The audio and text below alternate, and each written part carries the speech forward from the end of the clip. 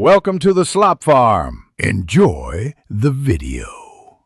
You start by identifying dividend and divisor and writing the problem as a divided by b. Once done, make a quick estimate, round the divisor to one significant digit, and adjust the dividend accordingly so mental division is faster. This gives a useful checkpoint for your exact work. Make sure to note whether you rounded up or down so you can correct later. Use that estimate to choose your first digit for the actual division process and avoid common overestimates. You now perform efficient long division by focusing on the highest place value first.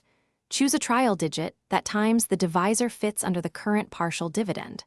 Once done, multiply divisor by that trial digit and subtract the product to get the remainder. Then bring down the next digit and repeat. Use your earlier estimate to guide each trial digit so you rarely guess. If a remainder goes negative, reduce the trial digit by 1 and correct immediately to keep steps clean.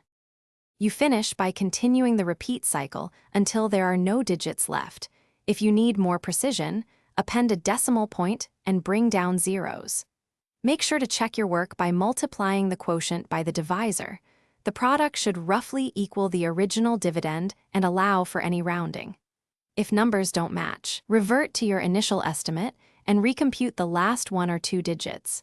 This targeted backtrack corrects most mistakes without redoing the entire problem.